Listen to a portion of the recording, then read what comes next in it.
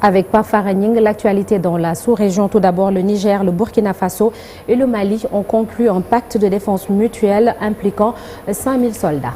Effectivement, Sokhna Nata, c'est 3 pays du Sahel qui ont conclu un pacte de défense mutuelle connu sous le nom d'Alliance des États du Sahel, affirme lancer une force conjointe de 5000 soldats. Le ministre nigérien de la Défense, Salifou Moudi, affirme que la nouvelle force disposerait de ses propres moyens aériens, équipements et ressources en matière de renseignement et qu'elle opérerait sur l'ensemble du territoire des 3 pays. Aux États-Unis, peu après son investiture, Donald Trump a gracié 1500 personnes, principalement pour leur rôle joué lors de l'assaut du Capitole le 6 janvier 2021. Enrique Tarrio et Stuart Rhodes, des visages de l'extrême droite américaine, condamnés à de longues peines, ont été libérés mardi. Roche Ulbricht, créateur d'un site illégal de vente de drogue, a lui aussi bénéficié du même traitement alors qu'il purgeait une peine de prison à vie. C'était hier. En Allemagne, 2 personnes, dont un enfant de 2 ans, ont été tuées ce mercredi au cours d'une attaque au couteau dans le sud de l'Allemagne. Le suspect, un ressortissant afghan de 28 ans, a été interpellé. Sur X, le chancelier Olaf Scholz a exigé de savoir pourquoi l'assaillant présumé était encore en Allemagne.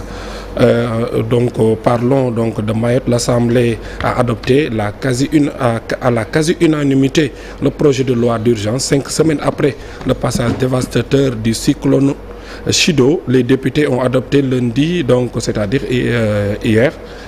C'est-à-dire ce lundi, aujourd'hui c'est jeudi, le projet de loi d'urgence pour Mayotte, ce premier texte du gouvernement Bayrou, a passé le test de l'Assemblée nationale, vise à accélérer la reconstruction de l'archipel.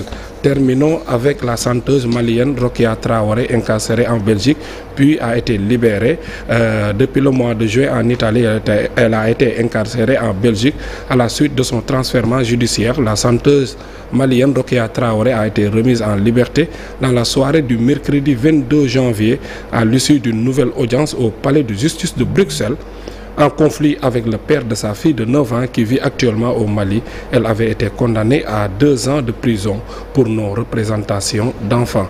Nata, c'était l'essentiel pour les actualités internationales. Merci beaucoup Pafara. On te retrouve dans une vingtaine de minutes pour la version Wolof de l'actualité hors du Sénégal. Dans la seconde partie de l'émission, après 8 heures, nous vous proposons également une interview. Joseph Ndong est le premier député sénégalais à avoir vu son immunité parlementaire levée. C'était en 1993, au moment où l'Assemblée nationale s'apprête à faire pareil avec le député Farba Ngom. Nous avons donné la parole à Joseph Ngom.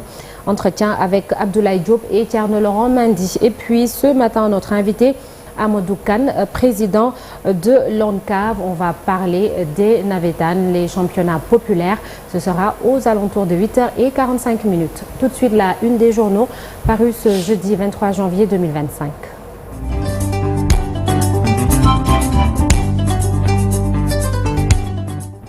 li yëglekaay yi xëyee tey ji la ñu ànd ci ak Chérif Dia. Chérif, maa ngi lay nuyu di la ziar mbaa jàmm nga am lu waral tardé bi. jàmm ak salaam ak sant yàlla kilifa nan lay tardé nga ne ko lu waral tardé